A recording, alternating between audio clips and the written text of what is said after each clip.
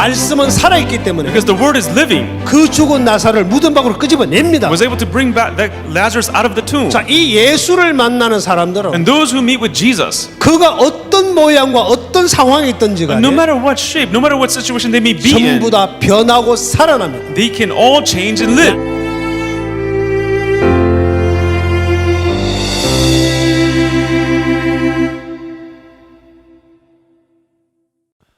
여러분 안녕하십니까? सबको जय मसीह की। 레위기 4장에 나오는 속죄제에 대해서 같이 말씀을 나누겠습니다. हम लेवी व्यवस्था के चौथे अध्याय में से पाप बलि के विषय में बात करने 먼저 वाले 레위기 हैं। 4장 27절 말씀부터 읽어 내려가겠습니다. सबसे पहले हम लेवी व्यवस्था के चौथे अध्याय के 27 वचन से आगे 만일 वचन 백문의 पढ़ेंगे। 하나가 여호와의 검령 중 하나라도 부지 중에 범하여 허물이 있었다가 यदि साधारण लोगों में से कोई अज्ञानता से पाप करे, अर्थात कोई ऐसा काम जिसे यहोवा ने मना किया हो करके दोषी हो और उसका वह पाप उस पर प्रकट हो जाए, 그 범한 자의 깨우침을 받거든 그는 흠없는 암염소를 끌고 와서 그 범한 죄를 인하여 그것을 예물로 삼아 तो वह उस पाप के कारण एक निर्दोष बकरी बलिदान के लिए ले आए।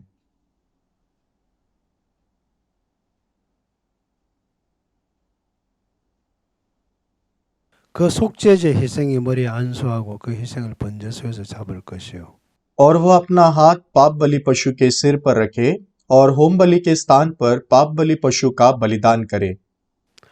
제상은 손가락으로 그 피를 찍어 번제단 뿔에 바르고 그 피 전부를 단 밑에 쏟고 और याजक उसके लहू में से अपनी उंगली से कुछ लेकर होम बलि की वेदी के सिंगों पर लगाए और उसके सब लहू को उसी वेदी के पाए पर उंडेल दे। 그 모든 기름을 하목제 희생의 기름을 취한같이 취하여 단 위에 불살을 여호와께 안기를 결지니 제사의 그를 위해 속죄한 자 그가 사함을 얻으리라. और वह उसकी सब चर्बी को मेल बलि पशु की चर्बी के समान अलग करे, तब याजक उसको वेदी पर यहोवा के निमित्त सुखदायक सुगंध के लिए जलाए और इस प्रकार याजक उसके लिए प्रायश्चित करे, तब उसे क्षमा मिलेगी। 이런 이야기를 한번 해봅시다. और इस प्रकार से हम बात करेंगे। 아마 사람들이 한두 번 मैं 병원에 निश्चित हूँ कि लोगों के 가본 पास 경험이 में 있어요. अस्पताल जाने का अनुभव जरूर होगा। 병원에 가서 의사를 만나서 이제 상담을 하고 검사를 तो जब 하게 वो 되는데 अस्पताल में डॉक्टर से मिलकर वो जांच करते हैं, 의사는 아무렇게나 तो 검사하거나 डॉक्टर बस 이야기하지 ऐसे 않거든요. ही कैसे भी चाहिए वैसे बात नहीं करता। 의사는 분명히 그 환자의 병 정세를 निश्चित ही 정확하게 डॉक्टर 파악을 मरीज 하고 के लक्षणों को जांचता है 그 병명을 और फिर 적고 उसने सटीकता से उसकी बीमारी को 그 जानने के 정확하게 बाद 알고 난다. वो उस बीमारी का इलाज करने की कोशिश 시도를 करता है। 하려고 시도를 तो 하고 फिर वो मरीज कितना भी आपातकालीन स्थिति 아무리 में क्यों ना 급한 आया हो, 환자라도 उस मनुष्य के सटीक बीमारी को बिना जाने हुए 이 사람 몸의 병이 뭔지 모르는 상태에서는 वो बस ऐसे इस मरीज के साथ में व्यवहार नहीं 저는 करता। 절대로 그 환자를 함부로 치료하지 बीमारी को सटीकता से जानने के बाद, 않아요. 그 हाँ इस 병을 मरीज को 알고 ये बीमारी है, 알고 나면 이 병은 이런 병이구나 हाँ इस प्रकार से उसका इलाज किया जाना चाहिए। 치료해야 된다. 그다음에 이제 치료 방법을 택하게 돼. तब उसके बाद में उस इलाज को वो तय 의사의 करके 병의 इलाज करते हैं। 정세를 정확하게 파악을 한다는 거예요. उस मरीज के लक्षणों को सटीकता से वो जांचते हैं। 그걸 모르고 ऐसा 치료하는 कोई 의사는 डॉक्टर 없어요. नहीं जो बिना जाने हुए बस ऐसे ही इलाज करे। 그것처럼 성경의 말씀을 모르면 बाइबल में से वचन को बिना जाने 어떤 결과가 올까? हम किस प्रकार के परिणाम को पाएंगे। 그냥 신앙을 하는 모든 사람들이 बहुत सारे लोग जो आत्मिक जीवन को जी रहे हैं, 성경 말씀을 모르면 अगर वो लोग वचन को बाइबल में से नहीं जानते, 그렇게 하면 वो 되겠지? सोचते हैं मैं ऐसा जीऊंगा तो भी ठीक है, 하나님 받으시겠지? अगर मैं ऐसा करूंगा तो शायद परमेश्वर मुझे स्वीकार 전부 다 करेगा। 자기가 좋아하는 자기 생각을 따라서 하겠죠. तो लोग उनके खुद के सोच के अनुसार करते हैं जो उनको सही और 성경을 अच्छा 모르는 लगता है। 수많은 사람들이 살아가는 모습들을 보면 तो जो जीवन लोग बाइबल को बिना जाने जीते हैं, 별의별 방법으로 사는 사람이 굉장히 많습니다. बहुत सारे लोग अलग प्रकार से इस प्रकार का जीवन जीते हैं। 어떤 사람이 이렇게 말을 해요. कुछ लोगों ने ऐसा कहा, 자기가 열심히 기도하면 구원을 받아. एक व्यक्ति ने कहा अगर मैं बहुत प्रार्थना करूंगा तो मैं उद्धार पाऊंगा, 열심히 봉사하면 천국 간다고. अगर मैं परिश्रम से सेवा कार्य करूंगा तो मैं स्वर्ग जा सकूंगा। 죄송하지만 그 말씀 성경 어디 있습니까? मैं क्षमा चाहता हूँ, लेकिन बाइबल में ऐसा कहाँ लिखा है? वो जवाब नहीं दे पाते। 제가 수개월 전에 कुछ समय पहले 어떤 구청장님을 만났는데 मैं एक मेयर से मिला था 그분과 함께 앉아서 이렇게 긴 시간을 대화할 수 있는 시간을 가졌어요. और बहुत लंबे समय उनके साथ में बैठकर मैंने बातचीत की। जैसे हम लोग बात कर रहे थे, 어릴 때부터 교회를 다니셨더라고요. वो बचपन से चर्च में जाते हैं 교회를 다녔는데 और बहुत सालों से वो चर्च में गए थे। 그 청장님 본인의 말로는 इसलिए उन्होंने ऐसा कहा, 그냥 형식적으로 다녔습니다 그러더라고요. मैं बस बाहरी रूप से ऐसे ही गया था वहां पे, 지금은 내가 나가는 교회가 있고 और मैं भी एक चर्च में जाता हूँ 또 내가 출석하는 और 교회가 있어요. मैं एक चर्च का सभासद 내가 이제 हूँ। 목사인 걸 알고 वो जानते थे कि मैं एक पास्टर हूँ, 미리 इसलिए उन्होंने 이야기하더라고요. पहले ही मुझे ऐसा बताया, 자기를 보고 우리 교회 오락할까 봐 क्योंकि वो डर रहे थे कि शायद मैं उन्हें अपने चर्च में ना बुलाऊं। 절대로 우리 교회 오라고 말하지 않습니다. लेकिन मैं मेरे चर्च में उनको बुलाना नहीं चाहता था। 편안하게 그냥 저하고 대화 좀 합시다. तो मैंने उनसे कहा कि आप बस स्वतंत्रता से केवल 많은 बातचीत 이야기를 करेंगे 하는 तो भी चल 도중에 जाएगा। तो हमने बहुत बातों के बारे में बात 정말 की। 제가 외람된 질문 같지만 तो इस प्रकार का बहाना भी हो 이런 सकता है, 질문을 लेकिन 하나 하고 싶은데 तो मैंने उनसे पूछा कि क्या मैं आपको सवाल पूछ सकता हूँ? 괜찮습니다. उन्होंने कहा हाँ, जरूर पूछिए। 제가 이제 참 주로 많이 하는 질문이 तो एक 있어요. सवाल है जो मैं हमेशा पूछता हूँ। 우리가 학교 다니면서 배우는 구구단 구법인데 तो जैसे स्कूल में जाने के बाद में हम टाइम टेबल सीखते हैं, उसी के समान DL무디는 자기 훈련 받으러 오는 학생들에게 테스트할 때 하는 꼭 질문이 있다. तो डीएल मोदी भी जो उनके पास प्रशिक्षण लेने के लिए आते थे, उनको जांच के तौर पर सवाल पूछते थे। 빼기를 묻는 तो वो उनको जोड़ और घटाने के विषय में 2 더하기 3이 얼마입니까? सवाल पूछते थे। 2 अधिक 3 कितना होता है?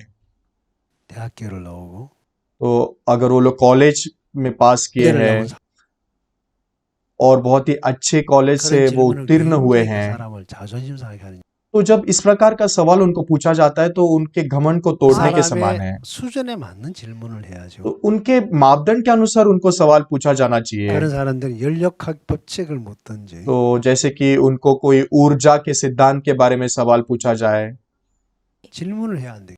तो उस व्यक्ति को मिलता जुलता सवाल 근데 पूछा 이제 जाना 초등학교 चाहिए। 취급을 하니까 लेकिन जैसे उनको प्राथमिक शाला में जाने के समान उनके साथ में व्यवहार किया जाता है तो उनको बहुत बुरा लगता है।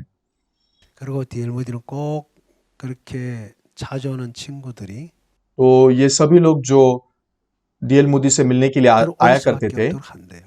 वो हमेशा उनको पूरी रात यात्रा करके आने के लिए कहते थे। 오락할 때 새벽 4시에 वो कहते थे हम मेरे कार्यालय में सुबह 4 बजे मिलेंगे, 사무실 오라 그래. और फिर उनको अपने कार्यालय में वो 새벽 बुलाते 4시에 थे। 오라고 하면 미리 오거나 아니면은 तो अगर उनको 4 बजे तक उनके कार्यालय में पहुंचना है तो उनको रात भर यात्रा 다니지 करनी पड़ती 않는 थी, 외딴 곳이 या तो फिर उनको सुबह पूरी रात यात्रा करके आना पड़ता था या फिर रात को ही आके रुकना पड़ता था, क्योंकि वो गांव में रहते थे और 기다려. फिर उनको इंतजार करने के लिए वो लगाते थे। 그래서 이제 뭐 질문은 간단해요. और उनके सवाल बहुत ही साधारण होते थे, 더하기 빼기 질문. जोड़ना घटाना। 저는 이제 조금 높여가지고 단 질문을 해요. तो मैंने उनको टाइम टेबल के बारे में पूछा था वो मेयर से। 청장님이 이렇게 물었어요. 혹시 청장님의 손자나 손녀가 학교를 तो मैंने 다니고 मेयर 있어요? से पूछा कि क्या आपके कोई पोता पोती है जो स्कूल में जाते हैं? छोड़ो उन्होंने के कहा हाँ, प्राथमिक स्कूल में जाते हैं। 그 학교 선생님이 तो समझो प्राथमिक स्कूल की जो टीचर है, 2 곱하기 4를 9라고 가르치면 अगर 어떡하시죠? आपके पोते की टीचर उसको सिखाती है कि 2 गुना 4 9 होता है, तो फिर आप क्या करोगे? तो ये बहुत ही अजीब सवाल है ना। 뭐야 내가 유치원 तो 다녔나 क्या 봐. ये सोच रहे कि मैं प्राथमिक स्कूल में जाने वाला व्यक्ति हूँ? तो मैं उनसे फिर से पूछा सवाल। 다시 물었어요. 만약에 천장님의 손자가 나가는 학교 선생님이 तो समझो आपके पोते की टीचर जो 2 है, 곱하기 2를 9라고 가르치면 어떡하실래요? अगर वो टीचर सिखाती है कि 2 गुना 4 9 होता है, तो फिर आप क्या करोगे? तो उन्होंने बहुत लंबे समय तक सोचकर जवाब दिया, 잘못된 ये तो 거죠. गलत है। 그 잘못된 학교에 손자를 क्या 보내시면 आप 합니까? आपके पोते को इस प्रकार के गलत स्कूल में भेजना चाहोगे?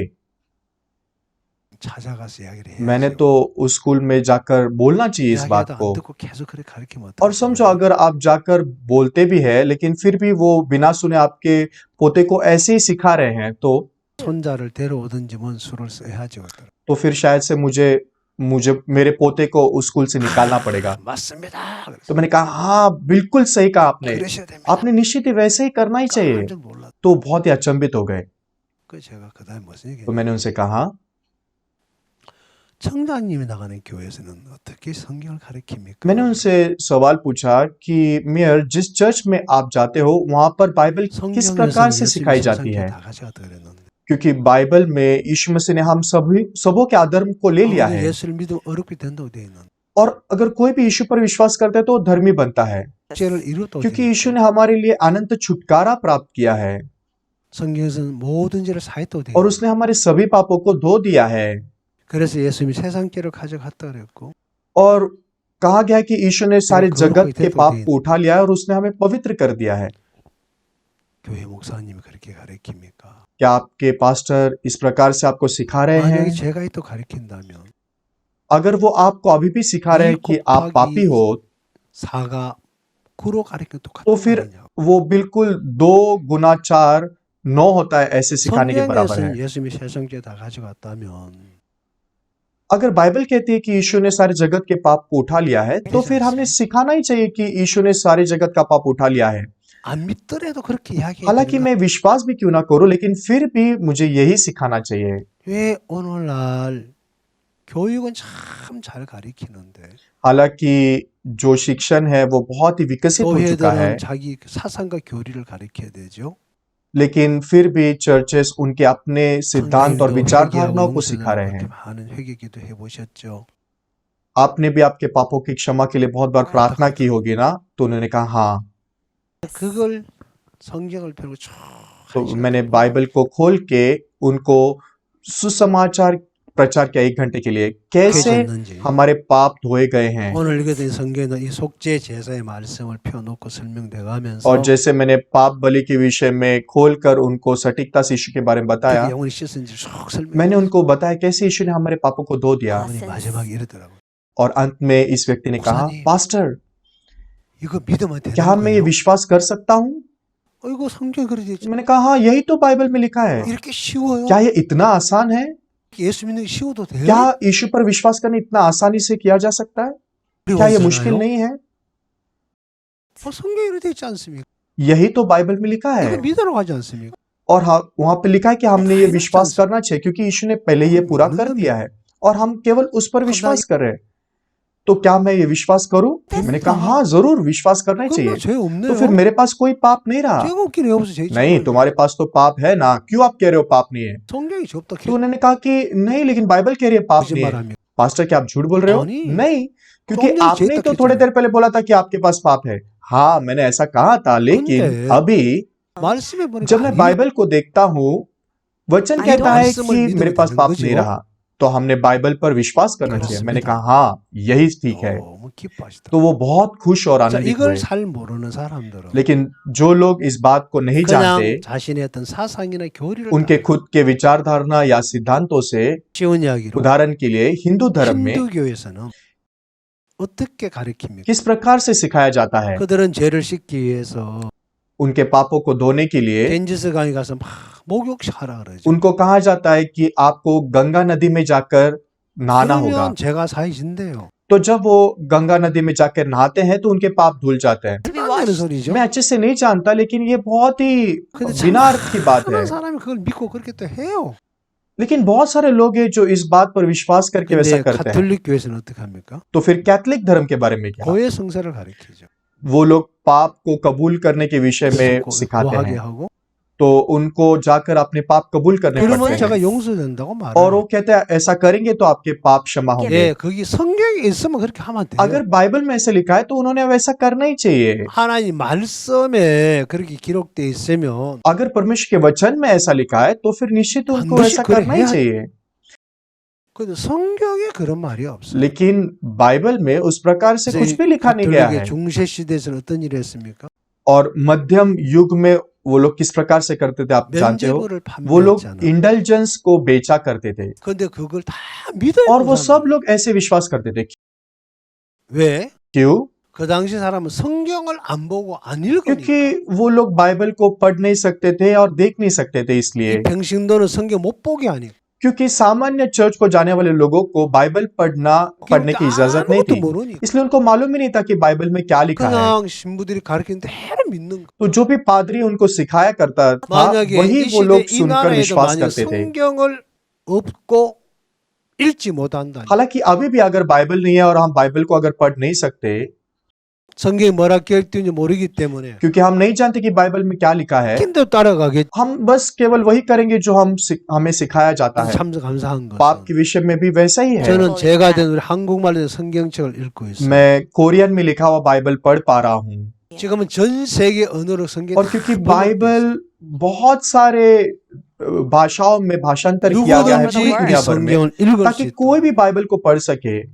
읽으면 다 구원받을 수 और 있도록. अगर वो लोग बाइबल को पढ़ते तो वो लोग उद्धार पा सकते हैं, वो लोग पापों की क्षमा को पा सकते हैं, 죄를 씻을 수 있도록 उनके पाप धोए जा सकते हैं 준비되어 있는데도 और सब कुछ तैयार है।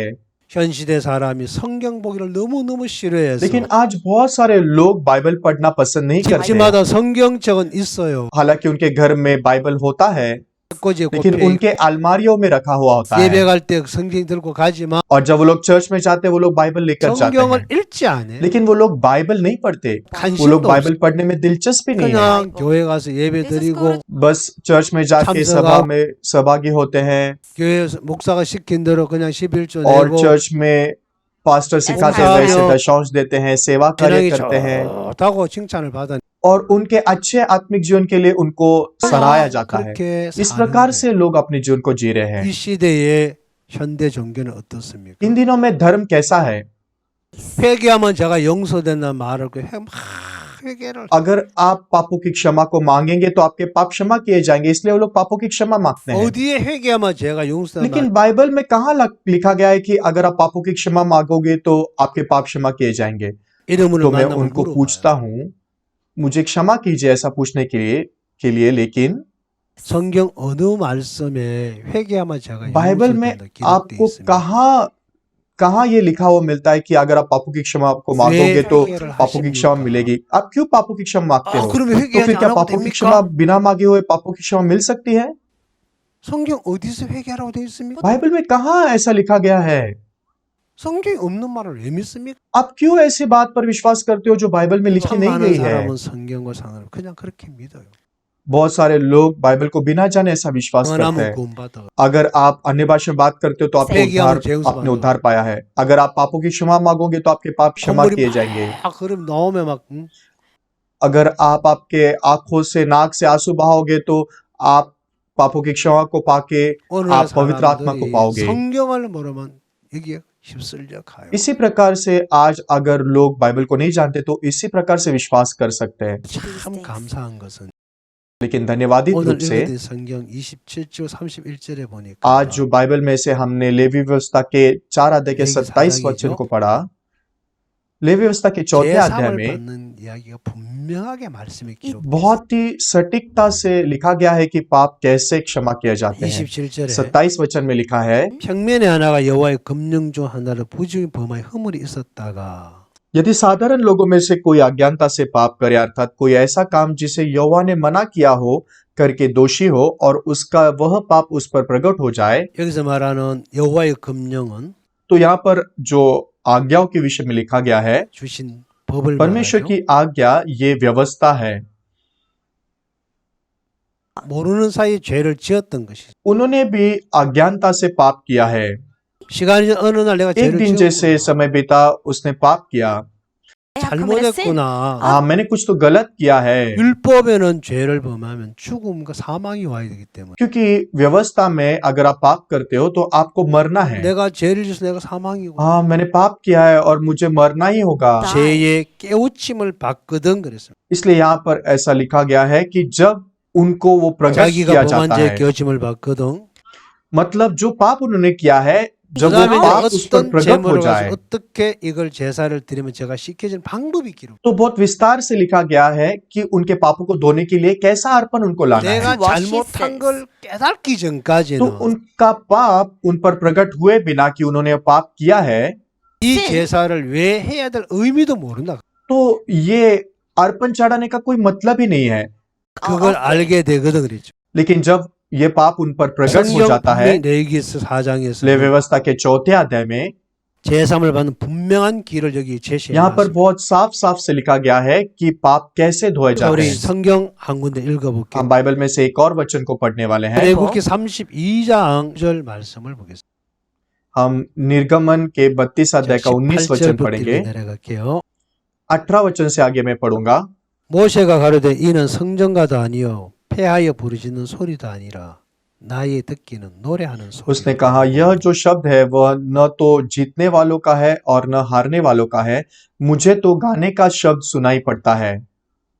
진에 가까이 이르러 송아지와 그 춤추는 것을 보고 대노하여 손에서 그 돌판 산 아래로 छावनी के 던졌더니 पास आते ही मूसा को वह बछड़ा और नाचना दिखाई पड़ा। तब मूसा का कोप भड़क उठा और उसने तख्तियों को अपने हाथों से पर्वत के नीचे पटक कर तोड़ डाला।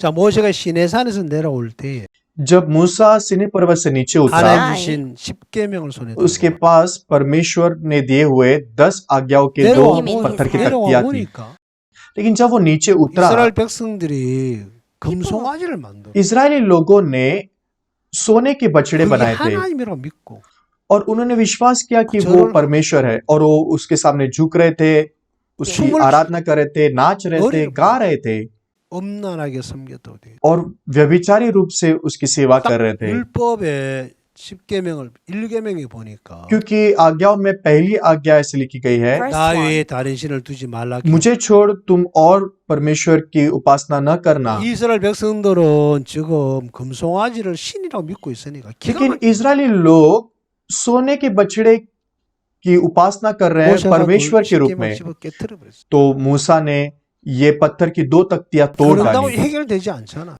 लेकिन फिर भी वो सुलझाया नहीं जा सकता। 그런다 이게 해결될 때 얼마나 좋겠어요. कितना अच्छा होता अगर ऐसा 자, करके पाप 그날 सुलझाया जाता। 모세가 10계명을 갖고 내려올 때 जिस दिन मूसा 10 आज्ञाओं को लेकर नीचे 땅의 उतरा, 백성들이 3,000명이 죽음을 당한 3000 लोग मार डाले गए 죄를 씻는 길이 क्योंकि 없었어요. उनके पापों को धोने का मार्ग नहीं था। 하나님이 율법은 주셨지만 हालांकि परमेश्वर ने उनको 10 आज्ञाएं दी, 이들을 죄를 씻는 말씀이 없으니까 लेकिन क्योंकि उनके पास में उनके पापों को धोने का मार्ग नहीं है, 죽어야 되는. इसलिए 3000 लोग मार डाले 자, गए। 32장 30절 말씀을 한번 보고 हम निर्गमन के 32 अध्याय के 30 वचन को देखेंगे। 이튿날 모세가 백성에게 이르되 너희가 큰 죄를 범하였도다. 내가 이제 여호와께로 올라가노니 혹 너희의 죄를 속할까 दूसरे दिन 하노라 मूसा ने 하고 लोगों से कहा, तुमने बड़ा ही पाप किया है। अब मैं यहोवा के पास चढ़ जाऊंगा, संभव है कि मैं तुम्हारे पाप का प्रायश्चित कर सकूं। 자, उसने कहा 내가 कि मैं 하나님께 परमेश्वर के पास 올라가는데 ऊपर चढ़ जाऊंगा, 혹 너희 죄를 संभव 속할까 है 하노라. कि मैं तुम्हारे पाप का प्रायश्चित कर सकूं। 죄를 씻는 규례를 정확하게 모른다는 거예요. इस समय में उनको पाप को धोने का सटीक मार्ग मालूम नहीं था। 하나님 가면 제가 사해질란가? उसने कहा, संभव है कि मैं तुम्हारे पाप का 내가 प्रायश्चित कर 일점 सकूं। 천국 가겠지. अगर मैं ऐसा करूं तो शायद से स्वर्ग जा 내가 सकूंगा। 이렇게 열심히 착하게 살면 내가 제삼 받겠지. अगर मैं परिश्रम से अच्छा जीवन जीऊंगा तो शायद से उद्धार पाऊंगा। 성경을 통해 정확하게 죄를 씻는 अगर 규례를 वो लोग 보면 बाइबल में से सटीकता से पाप धोने का मार्ग नहीं जानते तो 너희 죄를 속할까 하노라. केवल संभव है कि मैं तुम्हारे पाप का 이 말은 प्रायश्चित करूं, 속할 ऐसे ही 수도 बोल 있고 안 할 सकते 수 हैं। 있다는 संभव है का मतलब है धोया जा भी सकता है, नहीं भी जा सकता। 분명하지 않는 ये 거죠. अनिश्चित बात है।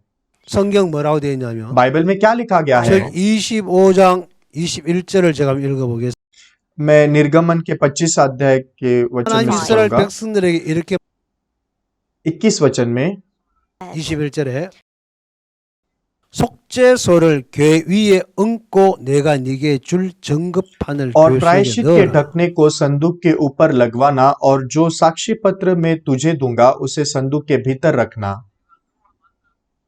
거기서 내가 너와 만나고 속죄소 위 곧 증거궤 위에 있는 두 그룹 사이에서 내가 이스라엘 자손을 위하여 네게 명할 모든 일을 मैं 네게 उसके ऊपर 이르리라. रहकर तुझसे मिला करूंगा और इजरायलियों के लिए जितनी आज्ञाएं मुझको तुझे देनी होंगी उन सबों के विषय में प्रायश्चित के ढकने के ऊपर से और उन करूबों के बीच में से जो साक्षी पत्र के संदूक पर होंगे तुझसे वार्तालाप किया करूंगा।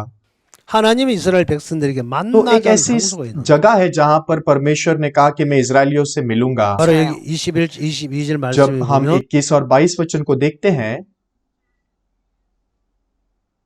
속죄소 위에서 उसने 우리 कहा कि 인간을 वो 만나기로 हमसे 합니다. प्रायश्चित के ढकने के ऊपर मिलना चाहता है।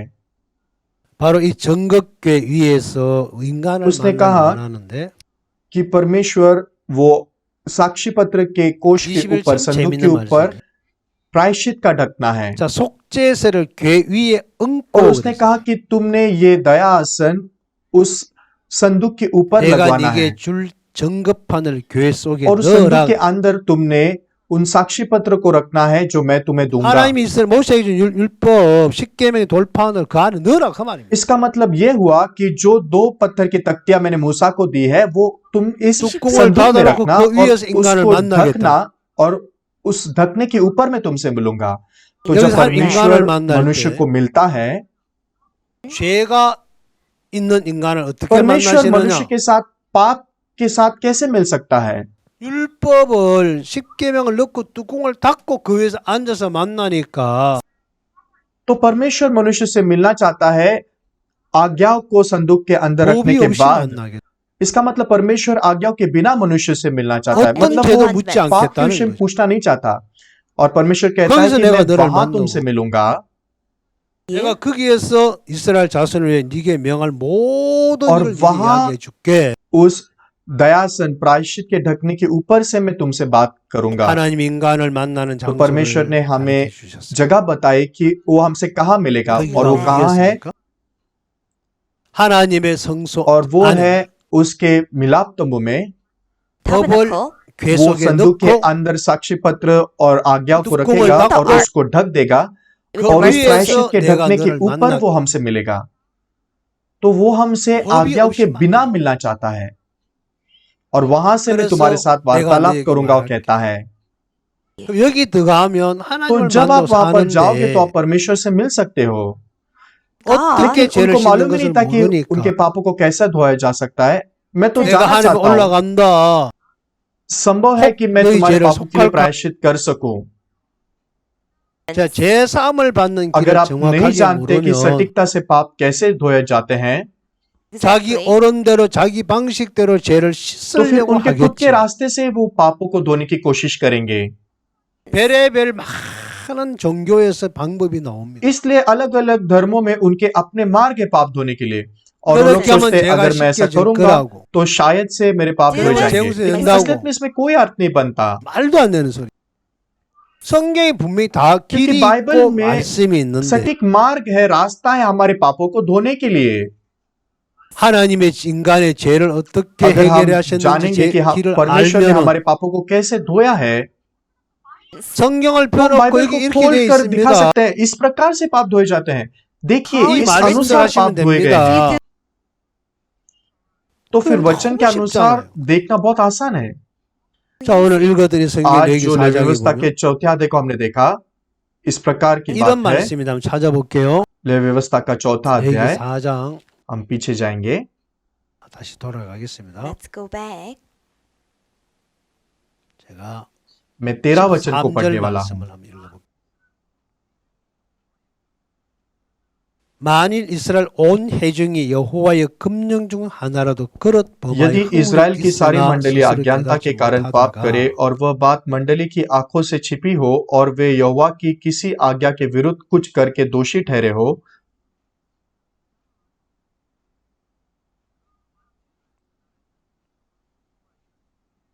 그 범한 죄를 깨달으면 회중은 수송아지를 तो 속죄제로 जब उनका किया हुआ 드릴지니 पाप प्रकट हो 그것은 जाए 회막 तब 앞에 मंडली एक 끌어다가 बछड़े को पाप बलि करके चढ़ाए, वह उसे मिलाप वाले तंबू के आगे ले जाए।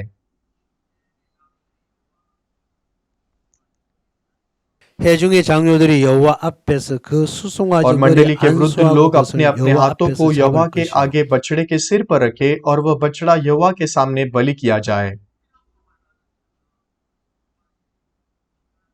기름 부음을 받은 제사장은 그 तब 수송아지 अभिषिक्त याजक 피를 बछड़े के 가지고 लहू में से 회막에 कुछ मिलाप वाले 들어가서 तंबू में ले जाए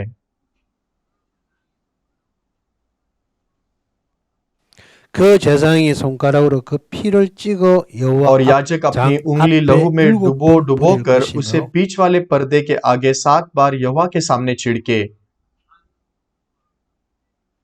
또 그 피로 회막 안 여호와 앞에 있는 담불에 바르고 그 피 और उसी लहू में 전부를 से वेदी के 회막 सिंगों 문 पर जो 앞 यहोवा के 밑에 आगे 쏟을 मिलाप वाले 것이며 तंबू में है लगाए और बचा हुआ सब लहू होम बलि की वेदी के पाए पर जो मिलाप वाले तंबू के द्वार पर है उंडेल दे।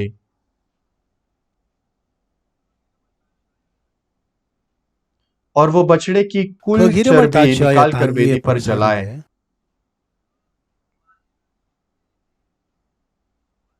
그 송아지를 속죄제의 수송아지에게 한 것 같이 할지며 제사장이 그것으로 जैसे पाप 회중을 बलि के 위하여 बछड़े से किया 속죄한 था 적 그들이 वैसे ही 사함을 इससे भी 얻으리 करे।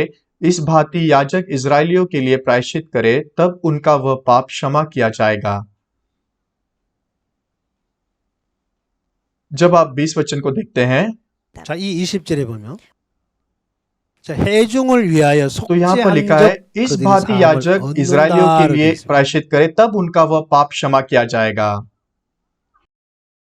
아무리 죄를 범해도 हालांकि मैंने पाप किया है, 내가 죄를 범한 걸 알고 죄를 알게 되면 अगर मैंने किया हुआ पाप मुझे प्रकट होता है If I 여기서 know 이 말씀 그대로 और अगर 하면 मैं परमेश्वर के वचन के अनुसार करता हूं तो 죄를 사함 받을 신길이 분명히 तो 기록되어 फिर 있습니다. सटीकता से मुझे पापों की क्षमा पाने का 여기 온 रास्ता दिया 회중이 गया 죄를 है। 범했을 때 तो ये जो बात है वो पूरी मंडली 아까 अगर पाप करती है 읽었던 तो उसके 본문에는 पापों की क्षमा के लिए 평민이 दिया गया 죄를 मार्ग है। 범했을 때 죄를 속하는 이야기고 लेकिन आज जो मुख्य वचन हमने पढ़े वो है सामान्य मनुष्य पाप करने के 앞에 बाद क्या होता है। 가보면 3절에는 तो तीसरे वचन में 제사장이 범죄하였을 때 죄를 용서받는 이야기가 기록되어 있습니다.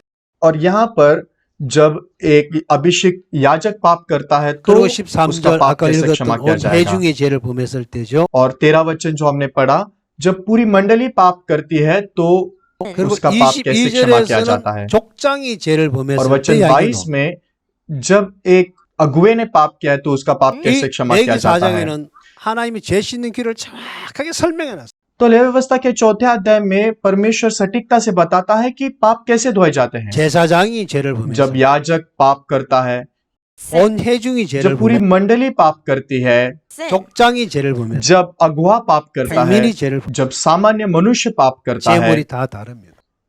उनके लिए अलग अलग अर्पण है। 제사장과 회중이 죄를 범했을 때는 तो जब याजक और पूरी मंडली पाप करती 껌 है 없는 수송아지를 끌고 와서 제물을 드려야 하고 तो उनको एक निर्दोष बैल लाना पड़ता 족장이 है। 죄를 जब 범했을 एक 때 अगुआ पाप करता है 수염소를 제물을 드려야 되고 तो उनको एक बकरी का बच्चा लाना पड़ता है। जब 팽민이 एक 죄를 범했을 सामान्य व्यक्ति पाप करता है 때 암염소로 제물을 तो 드려야 उनको एक बकरा 자, अर्पण 그래서 करना 이 पड़ता है। 방식대로 하면 죄가 तो जब वो इस प्रकार से 씻겨진다라고 करते हैं तो उस समय पाप धोया जाता है। 너무 쉽잖아요. बहुत आसान है ना।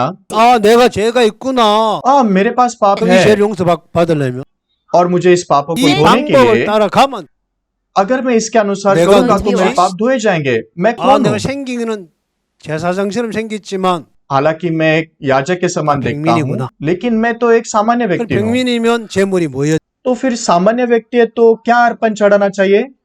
It's the बकरी female. चढ़ानी 우리 집에 चाहिए। 암염소가 없. मेरे पास कोई बकरी है क्या? 송아지는 मेरे 많은데. पास बहुत सारे गाय हैं, 그럼 송아지 लेकिन 많은 गाय तो नहीं होगा, 암염소보다 송아지 훨씬 비싸고 좋은.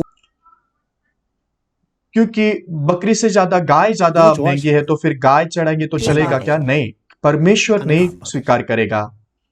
하나님 당신이 원하는 걸 갖고 와요.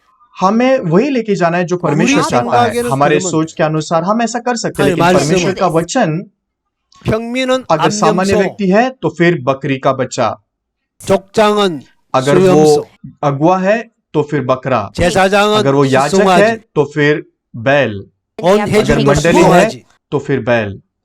इस प्रकार से 정해놨어요. निश्चित किया गया है। 그러면 그걸 가지고 가서 하면 तो हमने वही लेके जाके अर्पण 이 करना 이 है। 제사함을 받는 길을 모르는 사람은 लेकिन अगर वो नहीं जानते कि पाप किस कैसे बात धोए में जाएंगे, अगर मैं प्रार्थना करूंगा तो 열심히 ठीक हो जाएगा, 봉사하면 सेवा कार्य करूंगा तो मैं नहीं, पाप 새벽 계단 क्षमा 쌓으면 पाऊंगा, अगर मैं सुबह की प्रार्थना में 전부 다 जाऊंगा। 자기 생각을 따라 इस प्रकार से उनके सोच में वो जीते हैं। 성경 그렇게 लेकिन वो बाइबल में नहीं लिखा गया है। 분명하게 बाइबल में बहुत सटीकता से क्या लिखा है? 제사함을 얻는 길을 가르쳐 주셔서 उसने हमें हमारे पापों को धोने का सटीक मार्ग 우리가 दिया 뭘 है। 해야 됩니까? तो हमने क्या करना चाहिए? 내가 누군지를 알아야 ये 되겠죠. जानने के बाद कि मैं कौन हूँ, 그래서 하나님 우리를 보고 이렇게 तो इस 말씀해요. प्रकार से परमेश्वर ने कहा है। 이사야 55장 말씀에 जब आप 보면 यशाया के 55 अध्याय को देखते हो, 찾아봅시다. 이사야 यशाया का 55장 55 अध्याय 7절, 8절, 9절 한번 읽어볼게요. हम वचन 7, 8 और 9 वचन पढ़ेंगे। 7 진짜. वचन। 악인은 거기를 불의한 자는 그 생각을 버리고 여호와께로 돌아오라. 그리하면 그가 긍휼히 여기시리라. 우리 하나님께로 दुष्ट 나오라. अपनी 그가 चाल 널리 चलन और 용서하시리라. अनर्थकारी अपने सोच विचार छोड़कर यहोवा ही की ओर फिरे, वह उस पर दया करेगा। वह हमारे परमेश्वर की ओर फिरे और वह पूरी रीति से उसको क्षमा करेगा।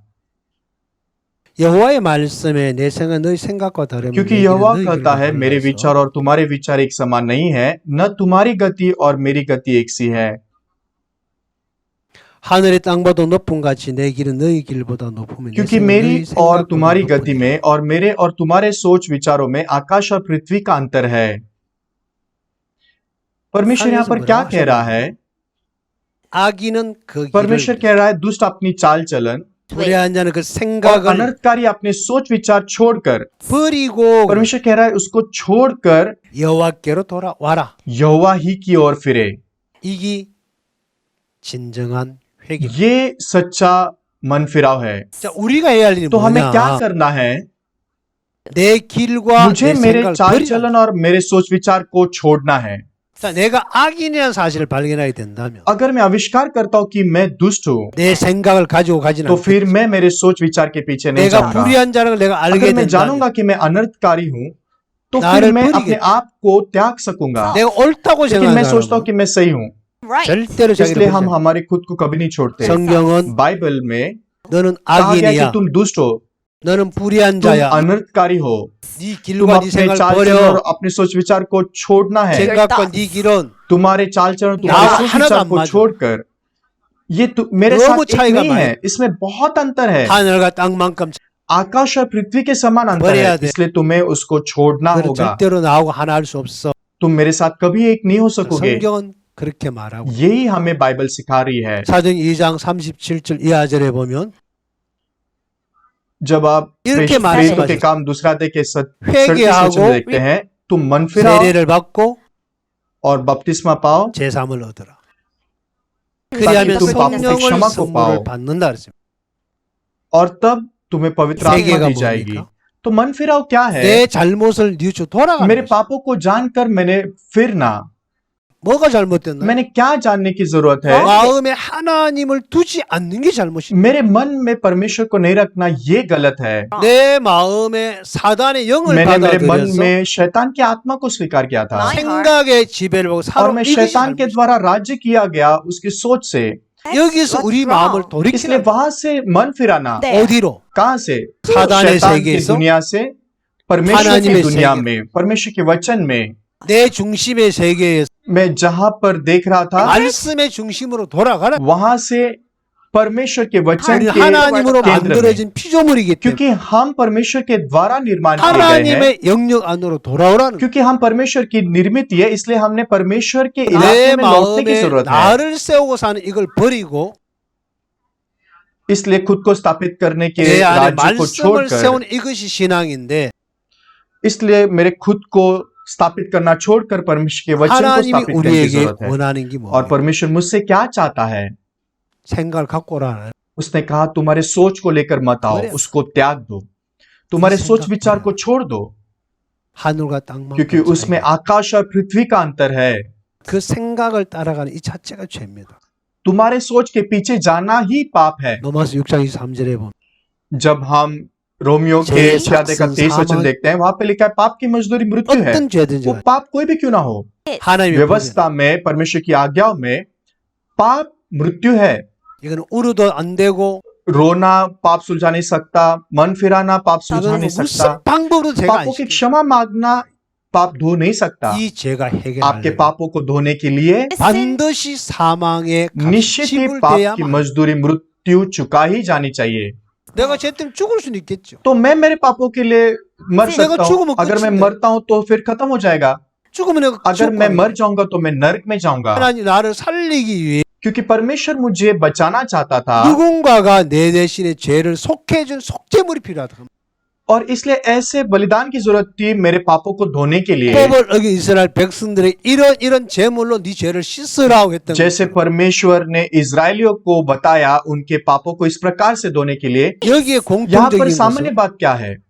족장이 죄를 범하였다가 जब अगुआ पाप 그 करता है, 죄의 깨우침을 받거든 जब वो पाप उसमें प्रकट होता है, 그 범한 죄를 인하여 이래 됐어. वो पाप जो उसने किया उसलिए, 회중도 마찬가지고 पूरी मंडली के पापों के लिए, 제사장도 याजक के पाप के लिए, सामान्य 백민도 व्यक्ति के पाप के लिए भी, 허물이 있었다가 죄를 깨닫게 अगर उन्होंने 되거든. पाप किया है और वो पाप उन पर प्रकट होता है 그래서 모든 사람의 죄를 씻는 방법과 기회를 준 건 사실이지만 तो ये सच है कि परमेश्वर ने उनको पापों को धोने का मार्ग दिया है, 그 범한 죄를 사함 받는 일입니다. लेकिन ये वो पाप है जो उन्होंने किए। 자, 레기 4장 말씀을 잠시 한번 हम लेवी व्यवस्था के 4थे अध्याय में फिर से देखेंगे। जब 3절에 हम 3 보면 वचन को देखते हैं, 만일 기름 부음을 받은 제사장이 범죄하여 백성으로 죄를 입게 और यदि 하였으면 अभिषिक्त याजक ऐसा पाप करे जिससे प्रजा दोषी ठहरे, तो अपने पाप के कारण वह एक निर्दोष 그 बछड़ा यहोवा 범한 के 죄를 पाप बलि करके 인하여 चढ़ाए। 흠 없는 수송아지로 속죄 제물을 삼아 여호와께 드릴지니 돼 있죠. तो अपने पाप के कारण वह एक निर्दोष बछड़ा यहोवा को पाप बलि करके चढ़ाए। 이거는 그 범한 죄입니다. तो यहाँ पर लिखा है उसने किए हुए पाप को। 치연 죄를 तो वो 말해요. पाप जो उसने किया है, 자, 그다음에 온 회중의 부분에도 보면은 तो जब हम देखते हैं पूरी प्रजा के 뭐라고 लिए 기록돼 ऐसा लिखा है, 여기도 똑같이 범한 죄죠. वैसे ही लिखा है जो पाप उन्होंने किए हैं। 찾아드릴까요? क्या मैं आपके लिए ढूंढूं? हम पढ़ेंगे 읽어볼게요. 자, 14 वचन। 14절. 그 범한 죄를 깨달으면 회중은 수송아지를 तो जब 속죄로 उनका किया 드릴지니 हुआ पाप प्रकट हो जाए, तब मंडली एक बछड़े को पाप बलि करके चढ़ाए। 자, तो आपको 그 लिखा है 범한 उनका 죄 किया हुआ पाप।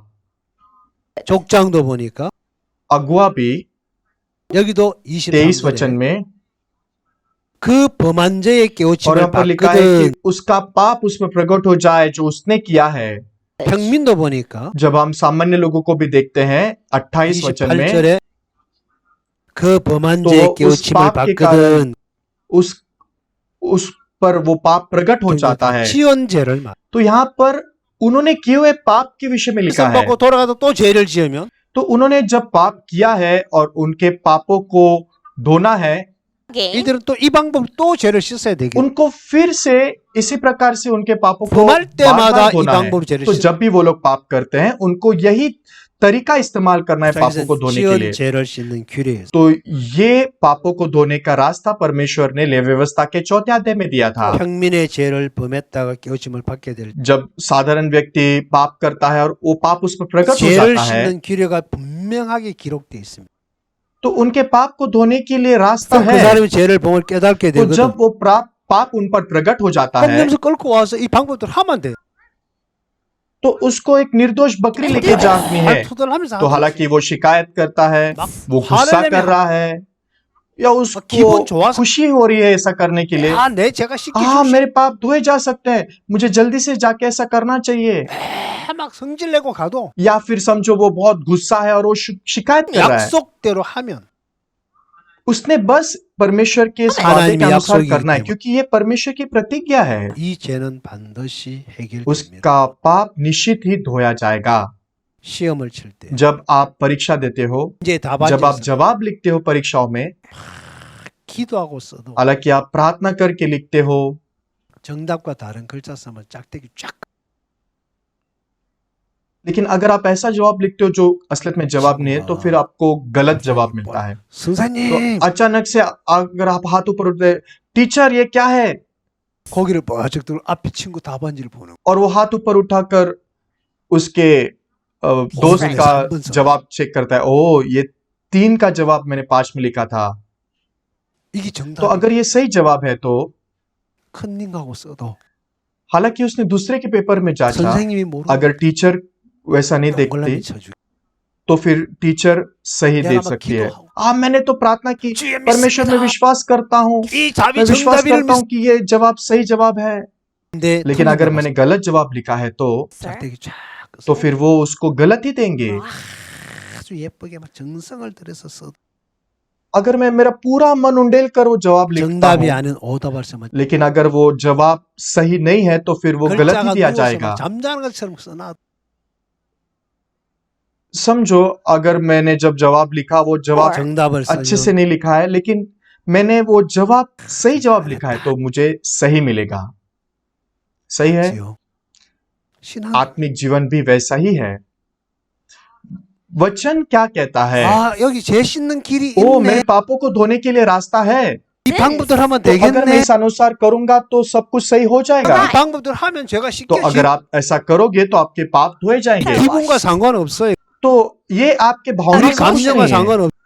आपके खुद के महसूस करने 그러면 से 그 कुछ नहीं 다음부터 होता है। 제사장이 전부 다 알아서 해요. अगर मैं केवल लेकर आऊंगा और याजक उसके बाद 죄를 सब कुछ 안수해서 करेगा। 넘겨주고 अगर 나면 मैं उसके सिर पर हाथ रखूंगा और 염소를 उसके 잡고 बाद में 피를 याजक 발라가지고 उसको मारकर उसके लहू को लेगा 피를 और 번제불에 वो वेदी 바르고 के सिंगों पर लगाएगा 나머지 피는 땅에 쏟고 और उसके पायथे पर 그 उंडेलेगा 모든 지성을 한목제 제물처럼 취하여 가지고 और फिर उसको मेल बलि के समान वो 단 위에 अर्पण करेगा। 제사를 드리면 तो इस प्रकार से पाप 그거 क्षमा की 다 जाएगी। 불타고 तो 나서 जब वो 제사장이 हवन 그 किया 친구를 जाएगा, याजक आकर 당신의 कहेगा 죄가 사해졌- तुम्हारा पाप धोया गया, 그럼 제가 तब 사해지는데 तुम्हारा पाप धोया जाता है। 여기 왜 그 피를 뿔에 발라라케? लेकिन फिर हमें उस वेदी के सिंगों पर क्यों 이유가 लगाना है? उसका 있겠죠? कारण है। 자, 그 हम उस 이유는 कारण को भी देखेंगे। बाइबल में 성경 레위기 17장 11절을 한번 보겠습니다. हम देखेंगे लेवी व्यवस्था के 17 अध्याय का 11 육체의 생명이 वचन। 피에 있음이라 내가 이 피를 너희에게 주어 단에 뿌려 너희 생명을 위하여 속하게 하였나니 생명이 피에 있으므로 피가 죄를 11 वचन, 속하느니라. क्योंकि शरीर का प्राण लहू में रहता है और उसको मैंने तुम लोगों को वेदी पर चढ़ाने के लिए दिया है कि तुम्हारे प्राणों के लिए प्रायश्चित किया जाए, क्योंकि प्राण के कारण लहू ही से प्रायश्चित होता है। 자, 하나님이 죄를 씻는데 तो 피를 परमेश्वर ने 주셨는데 लहू हमें दिया है हमारे पापों को धोने के 이 लिए, 피가 죄를 क्योंकि 속한다고 돼. वो लहू है जो प्रायश्चित करता है। 레위기 4장에서 व्यवस्था के 4थे अध्याय में, 제사장을 위해서는 수송아지 피를 이야기했어요. व्यवस्था के 4थे अध्याय में याजक के पाप 온 회중을 बैल से 위해서 धोए जाते 수송아지 हैं और मंडली के लिए भी बैल से पाप धोए जाते हैं, 적당한 और 수염소의 피, अगुए के लिए एक बकरे का बच्चे से 백미는 होता है 암염소의 피. और सामान्य व्यक्ति के लिए एक बकरी से होता है। 우리 죄로 해서 무슨 피를 줬을까요? तो हमारे पापों के लिए किस प्रकार का अर्पण चढ़ाया 구약시대 गया? 이들이 죄를 지을 때 이런 짐승의 피로 죄를 씻으라 했는데 क्योंकि परमेश्वर ने कहा कि पुराने दिनों में इस प्रकार से 인류 पाप धोए 인간의 जाते 죄로 थे, 해서 무슨 피를 줬을까? लेकिन फिर पूरे 바로 युग के लिए 예수님의 क्या? 피를 주시. परमेश्वर ने हमारे लिए यीशु 그 मसीह के लहू 예수님이 को दिया है। 십자가에 죽으시면 그 피가 우리 죄를 속했다고 돼 있어. तो यीशु मसीह के क्रूस पर की मृत्यु के द्वारा हमारे पापों की हिब्रिसो कीमत चुकाई गई। 그 성경 구절로 들어가요. हम इब्रानियों के 9 अध्याय में जाके देखेंगे 11절 12절을 읽겠습니다. उसके 11 और 12 वचन को हम पढ़ेंगे। मैं 제가 पढ़ूंगा। 읽겠습니다. क्या आपको मिला? 하셨나요? 그리스도께서 장래에 좋은 일에 대제사장으로 오사 손으로 짓지 아니한 곧 이 창조에 속하지 아니한 더 크고 온전한 परंतु जब 장막으로 मसीह 말미암아 आने वाली अच्छी अच्छी वस्तुओं का महायाजक होकर आया तो उसने और भी बड़े और सिद्ध तंबू से होकर जो हाथ का बनाया हुआ नहीं अर्थात इस सृष्टि का नहीं 염소와 송아지 피로 안 하고 오직 जा기 피로 영원한 속죄를 और बकरों और बछड़ों के लहू के द्वारा नहीं पर अपने ही लहू के द्वारा एक ही बार पवित्र स्थान में प्रवेश किया और अनंत छुटकारा प्राप्त किया। 예수님이 당신의 피로 영원한 और यहाँ पर लिखा गया है कि परमेश्वर यीशु ने अपने लहू से हमारे 땅에 लिए 속한 अनंत छुटकारा 하늘나라 प्राप्त किया है। 성소에 들어가서 तो वो इस पृथ्वी के पवित्र स्थान पर नहीं स्वर्ग के पवित्र स्थान में गया और उसने परिपूर्ण रीति से हमारे पापों को धो दिया है। 시대는 땅의 성소에 들어가서 क्योंकि पुराने दिनों में पृथ्वी के मिलाप 우리 तंबू में ऐसा 인류의 किया 영원한 जाता था, 속죄를 위해서는 하나님의 하늘나라 성소에 लेकिन 들어가서 सभी मनुष्य जातियों के लिए वो स्वर्ग के पवित्र स्थान 하나님의 में 당신의 मिलाप तंबू 피로 में गया अपने ही लहू को लेकर 영원한 속죄를 और 이루었다. उसने हमारे लिए अनंत छुटकारा प्राप्त किया है 이게 속죄제. और ये पाप बलि है। 여기까지 हम यहीं पे खत्म करेंगे। धन्यवाद।